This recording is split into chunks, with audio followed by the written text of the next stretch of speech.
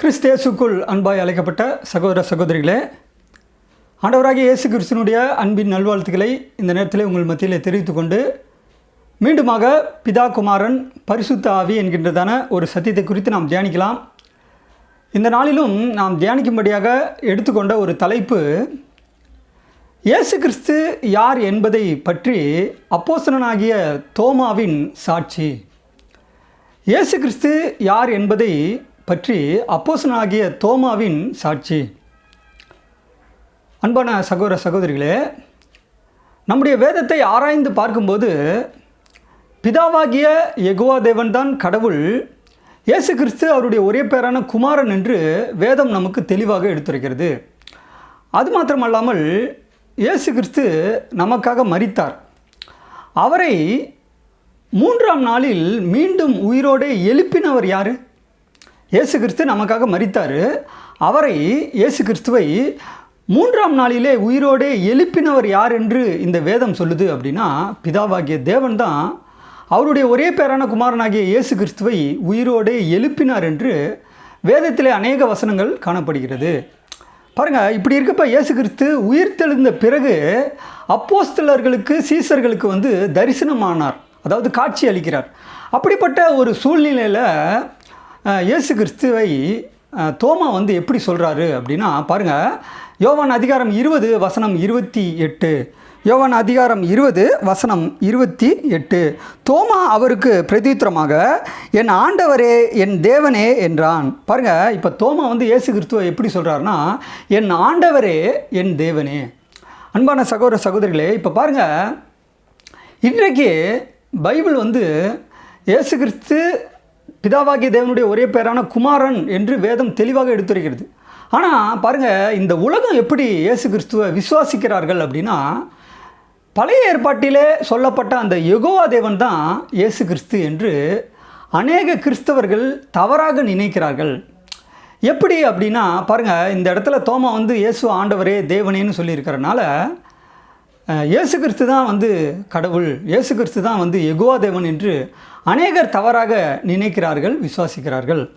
அப்போ பாருங்கள், தோமா இயேசு கிறிஸ்து ஆண்டவரே தேவனே அப்படின்னு சொல்கிறாருன்னா, இப்போ ஆண்டவர் அப்படின்னா என்ன அர்த்தம்? ஆண்டவர் அப்படின்னா ஆளுகிறவர், ஆளுகை செய்பவர் அப்படின்னு அர்த்தம். இப்போ இயேசு கிறிஸ்துவை ஆண்டவராக ஆக்கினது யார்? நம்ம இதற்கு முன்பாக வெளியிட்ட வீடியோ பதிவீட்டிலே இரட்சகர் யார் என்கின்ற ஒரு தலைப்பின் கீழாக நம்ம தியானித்தோம். அதில் இயேசு கிறிஸ்துவை இரட்சகராக ஆண்டவராக பிதாவாகிய தேவன் தான் ஆக்கினார் என்று அநேக வசனத்தை மேற்கோள் காட்டி நம்ம பார்த்தோம். இப்போ பாருங்கள், இப்போ ஆண்டவர் அப்படின்னா ஆளுகை செய்கிறவர். இப்போ இந்த ஆண்டவர் என்கின்ற வார்த்தை இயேசு கிறிஸ்துவுக்கும் பொருந்தக்கூடியதாக நம்முடைய வேதத்திலே உள்ளது. அதே நேரத்தில் இந்த ஆண்டவர் என்கின்ற வார்த்தை பிதாவாகிய தேவனுக்கும் கொடுக்கப்பட்டுள்ளது. பாருங்கள், இதை நம்ம எங்கே வாசிக்கலாம் அப்படின்னா, அப்போஸ்தலனாகிய யூதா எழுதுகிறார். பாருங்கள், யூதா 4ஆம் வசனம். ஏனெனில் நமது தேவனுடைய கிருபையை காம விகாரத்துக்கு ஏதுவாக புரட்டி ஒன்றான ஆண்டவராகிய தேவனையும் நம்முடைய கர்த்தராகிய இயேசு கிறிஸ்துவையும் மறுதலிக்கிற பக்தியற்றவர்களாகிய சிலர் பக்க வழியாய் நுழைந்திருக்கிறார்கள். பாருங்கள், இந்த இடத்துல யூதா ஆண்டவர் என்று யாரை சொல்கிறார்? பிதாவாகிய யெகோவா தேவனா ஆண்டவர் அப்படின்னு சொல்கிறார். அடுத்த இடத்துல பாருங்கள், நம்முடைய கர்த்தராகிய இயேசு கிறிஸ்து அப்படின்னு சொல்கிறார். அப்போ கர்த்தர், ஆண்டவர், பிதா, தேவன் என்கின்ற வார்த்தை என்கின்ற இந்த 4 வார்த்தைகளும் பொதுவாக பிதாவாகிய தேவனுக்கும் கொடுக்கப்பட்டுள்ளது, இயேசு கிறிஸ்துவுக்கும் கொடுக்கப்பட்டுள்ளது. அதே நேரத்தில் இந்த ஆண்டவர், தேவன், கர்த்தர், பிதா என்கின்ற ஒரு 4 வார்த்தைகளும் பொதுவாக மனிதர்களுக்கு கூட பயன்படுத்தப்பட்டுள்ளது என்பதை நாம் இப்பொழுது தியானிக்க போகிறோம். பாருங்கள், இன்றைக்கு இந்த அதாவது தோமா இயேசு கிறிஸ்து ஆண்டவரே தேவனேன்னு சொன்னனால இயேசு கிறிஸ்து தான் கடவுள் என்று அநேகர் தவறாக நினைக்கிறார்கள். பாருங்கள், பிதாவாகிய தேவன் வேறு, இயேசு கிறிஸ்து வேறு. அப்போ அநேகர் என்ன நினைக்கிறாங்கன்னா, பிதாவும் இயேசுவும் ஒரு நபர் என்று தவறாக நினைக்கிறார்கள். அப்படி நம்ம தவறாக நினைக்கக்கூடாது அப்படிங்கிறதுக்காக பாருங்கள், புதிய ஏற்பாட்டில் பிதாவாகிய தேவன் வேறு, இயேசு கிறிஸ்து வேறு என்று அநேக வசனங்கள் இருக்கிறது. ஆனால் பாருங்கள், சங்கீதக்காரனாகிய தாவீது எழுதுகிறார். பாருங்கள், பிதாவாகிய தேவன் வேறு, இயேசு கிறிஸ்து வேறு என்கின்ற ஒரு சத்தியத்தை நம்ம தெரிந்து கொள்ள வேண்டும் என்பதற்காக தாவீது எழுதுகிறார். சங்கீதம் 110 சங்கீதம் வசனம் 1. சங்கீதம் அதிகாரம் 110 வசனம் 1.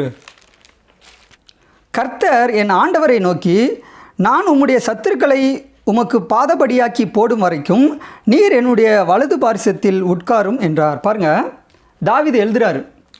ஒரே வசனத்தில் பிதாவாகிய தேவனையும் மேற்கோள் காட்டி சொல்கிறாரு, அதே நேரத்தில் இயேசு கிறிஸ்துவையும் மேற்கோள் காட்டி சொல்கிறார். பாருங்கள், கர்த்தர் என் ஆண்டவரை நோக்கி.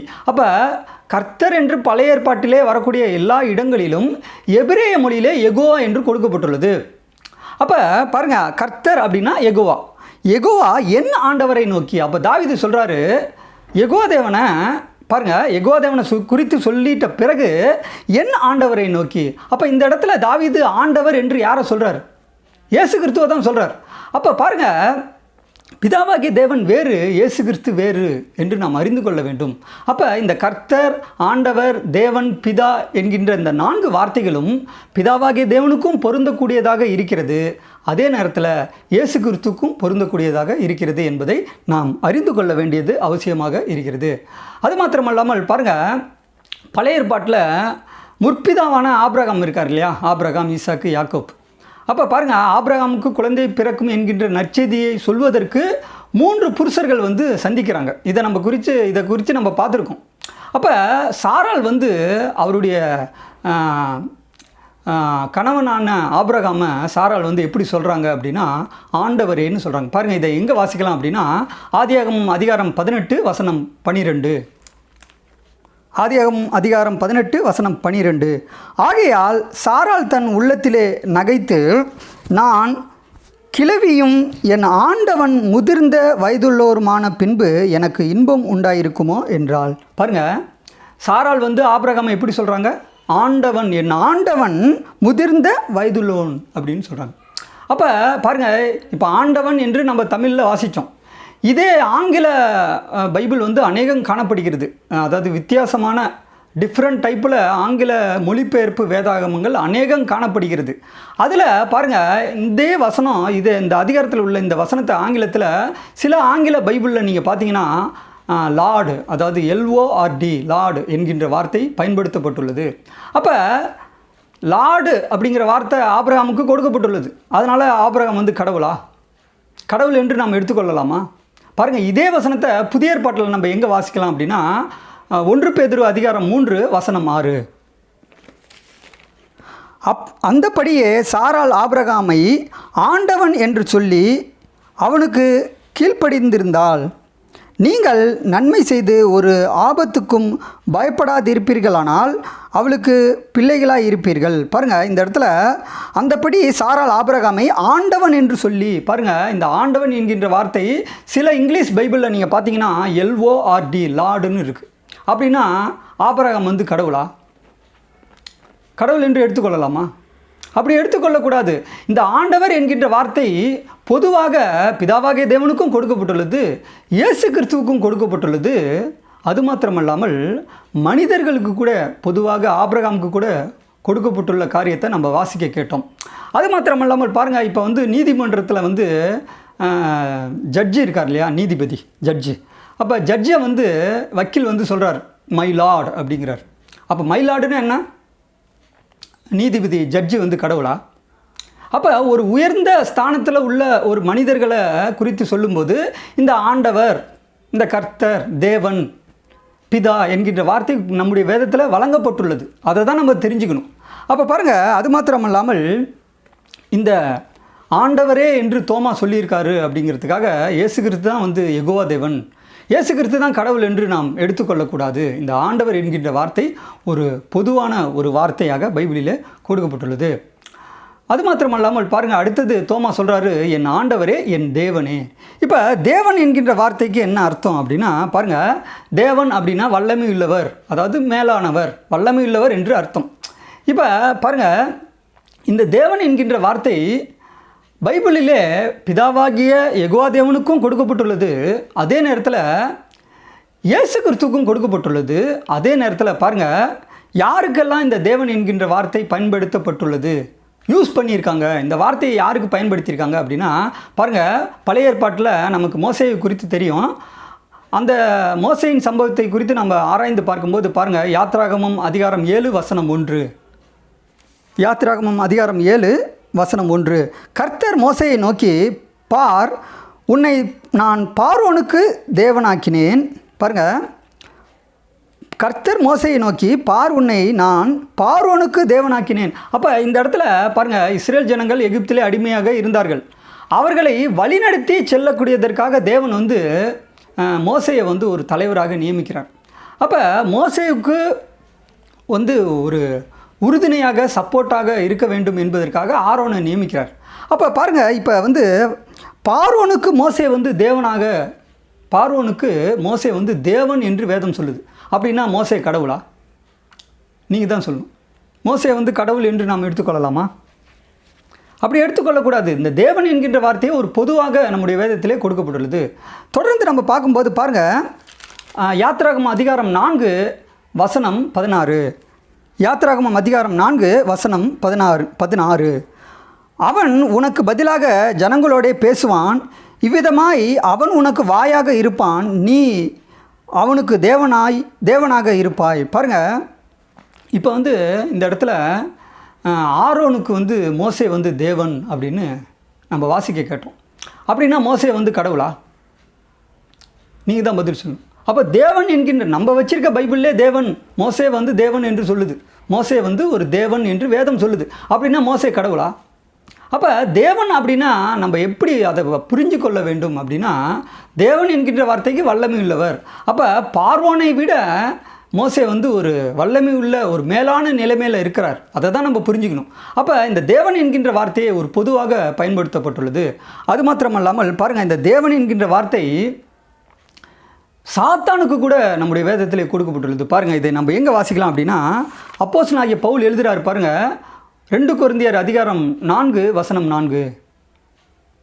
தேவனுடைய சாயலாக இருக்கிற கிறிஸ்துவின் மகிமையான சுவிசேஷத்தின் ஒளி அவிசுவாசிகளாகிய அவர்களுக்கு பிரகாசமாய் இராதபடிக்கு இப்பிரபஞ்சத்தின் தேவனானவன் அவர்களுடைய மனதை குருடாக்கினான். பாருங்கள், இப்பிரபஞ்சத்தின் தேவன் என்று இந்த வேதம் யாரை சொல்லுது?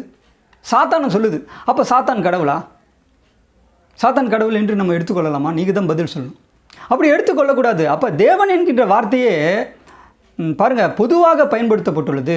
அது மாத்திரமல்லாமல் ஒரு ஆச்சரியமான விஷயம் என்னென்னா, பாருங்கள், சிலருக்கு வயிறே தேவன் என்று நம்முடைய வேதத்தில் கொடுக்கப்பட்டுள்ளது. பாருங்கள், அப்போஸ்தலனாகிய பவுல் எழுதுகிறாரு, பிலிப்பியர் அதிகாரம் 3 வசனம் 19.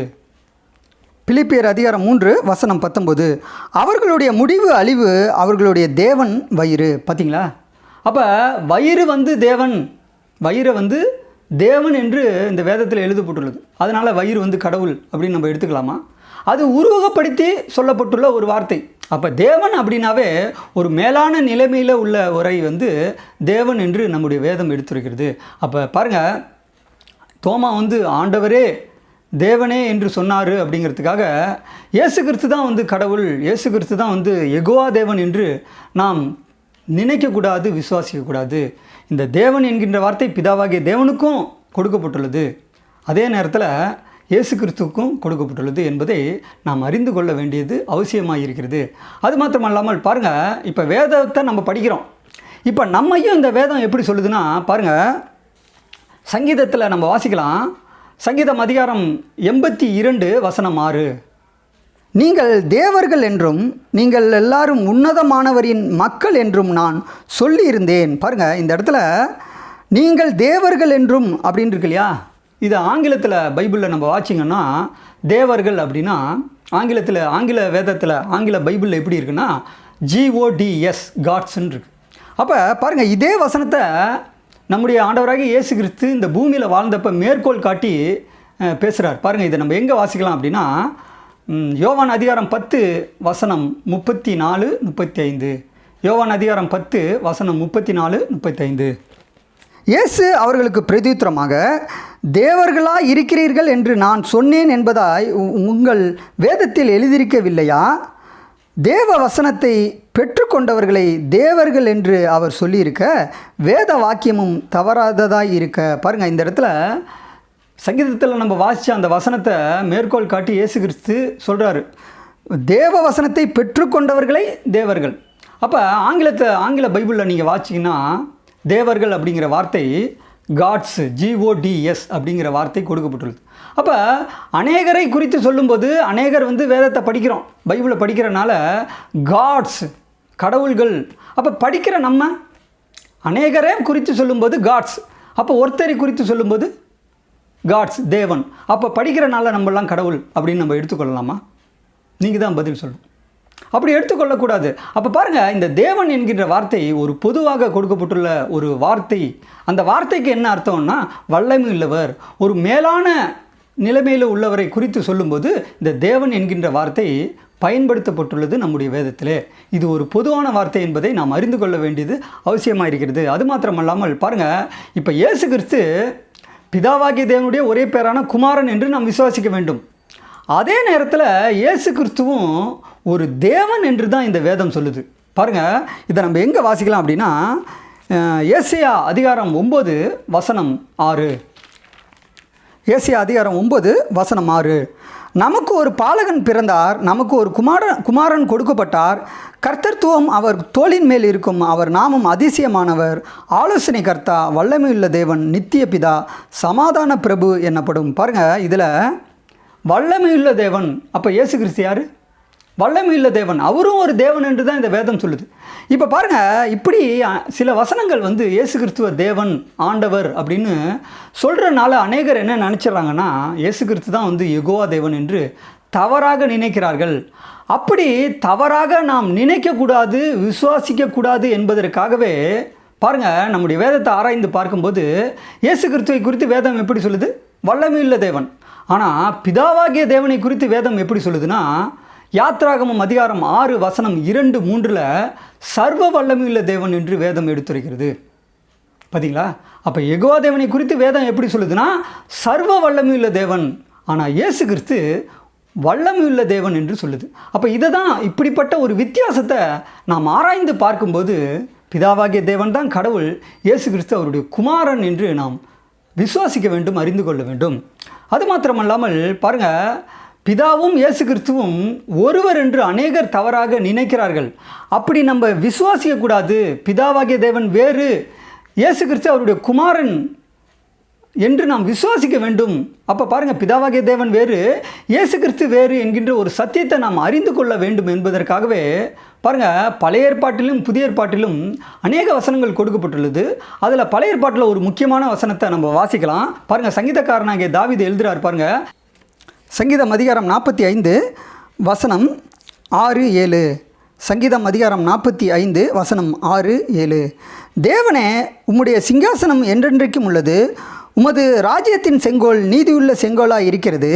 நீர் நீதியை விரும்பி அக்கிரமத்தை வெறுக்கிறீர். ஆதலால் தேவனே, உம்முடைய தேவன் உமது தோழரை பார்க்கிலும் உம்மை ஆனந்த தைலத்தினாலே அபிஷேகம் பண்ணினார். பாருங்கள், தாவீது சொல்கிறாரு தேவனே, தேவனே என்று தாவீது யாரை சொல்கிறார்?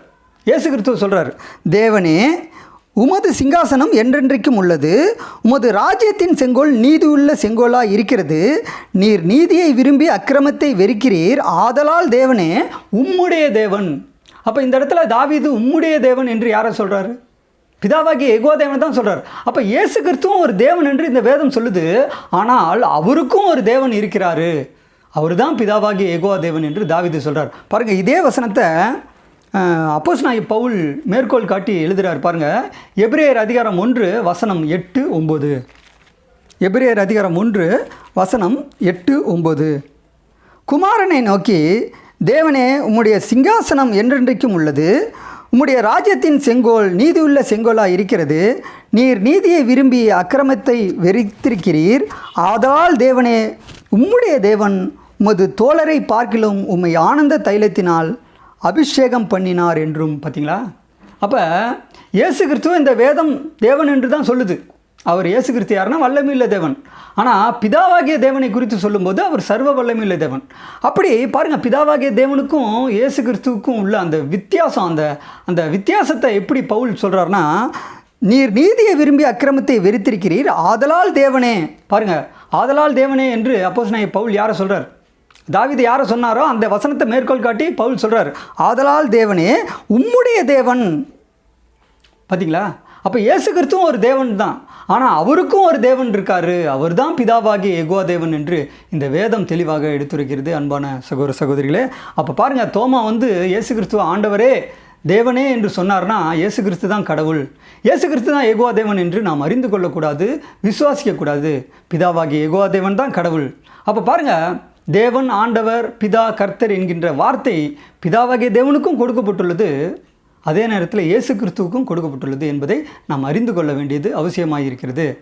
இப்போ பாருங்கள், இன்றைக்கு அநேக பேர் இப்படி இந்த தேவன், ஆண்டவர், கர்த்தர், பிதா என்கின்ற இந்த 4 வார்த்தையில் படிக்கிறப்ப, வேதத்தை படிக்கிறப்ப இவர் தான் அவர் தான் இவர் என்று தவறாக நினைக்கிறார்கள். அதாவது பிதா தான் இயேசு, இயேசு தான் பிதா என்று அநேகர் தவறாக நினைக்கிறார்கள். இப்படி நாம் தவறாக நினைக்கக்கூடாது, விசுவாசிக்கக்கூடாது என்பதற்காக, தவறாக நம்ம புரிந்து கொள்ளக்கூடாது, பிதாவாகிய தேவன் தான் கடவுள் என்று நாம் அறிந்து கொள்ள வேண்டும் என்பதற்காக அப்போஸ்தலனாகிய பவுல் இப்படிப்பட்ட சத்தியத்தை உறுதிப்படுத்தும் விதத்தில் எப்படி சொல்கிறாருன்னா பாருங்கள், 1 கொரிந்தியர் அதிகாரம் 8 வசனம் 5, 6, 7. 1 கொரிந்தியர் அதிகாரம் 8 வசனம் 5, 6, 7. வானத்திலேயும் பூமியிலேயும் தேவர்கள் எண்ணப்படுகள் உண்டு, இப்படி அநேக தேவர்களும் அநேக கர்த்தாக்களும் உண்டாயிருந்தாலும் பிதாவாகிய ஒரே தேவன் நமக்குண்டு, அவராலே சகலமும் உண்டாயிருக்கிறது, அவருக்கென்று நாமும் உண்டாயிருக்கிறோம். இயேசு கிறிஸ்து என்னும் ஒரே கர்த்தரும் நமக்குண்டு, அவர் மூலமாய் சகலமும் உண்டாயிருக்கிறது, அவர் மூலமாய் நாமும் உண்டாயிருக்கிறோம்.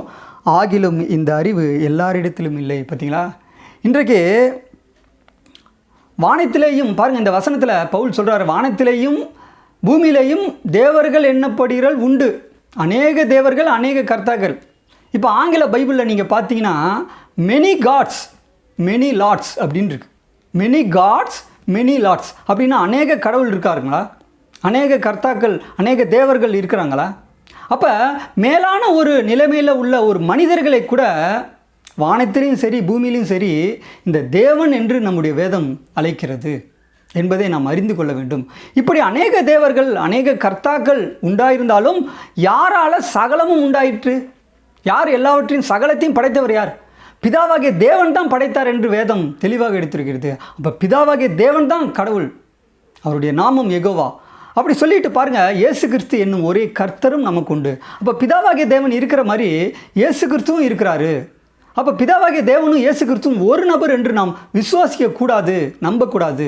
பிதாவாகிய யெகோவா தேவனை கடவுள் ஒன்றும், இயேசு கிறிஸ்து அவருடைய ஒரே பேரான குமாரன் என்று நாம் விசுவாசிக்க வேண்டும், நம்ப வேண்டும். அன்பான சகோதர சகோதரிகளே, இந்த பாடத்தின் மூலம் நாம் என்ன கற்றுக்கொள்கிறோம் என்றால், தோமா வந்து இயேசு கிறிஸ்துவ ஆண்டவரே தேவனே அப்படின்னு சொன்னார் அப்படிங்கிறதுக்காக இயேசு கிறிஸ்து தான் யெகோவா தேவன், இயேசு கிறிஸ்து தான் கடவுள் என்று நாம் விசுவாசிக்கக்கூடாது, நம்பக்கூடாது.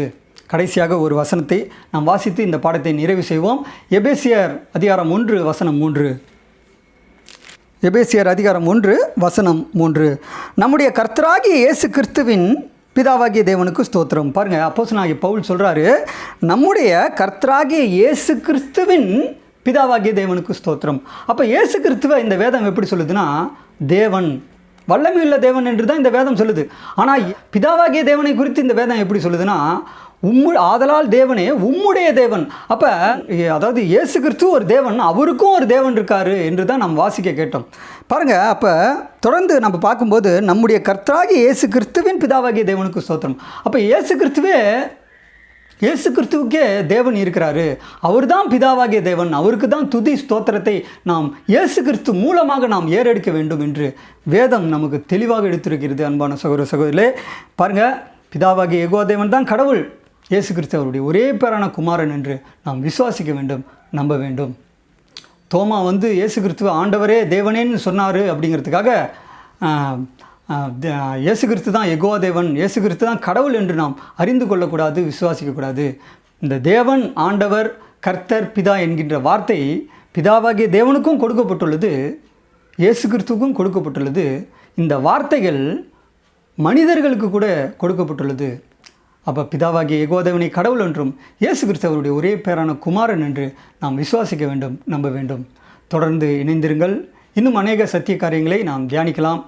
தேவன் தாமே நம்மை ஆசீர்வதித்து சகல சத்தியத்திலும் நம்மை வழிநடத்துவாராக. ஆமேன்.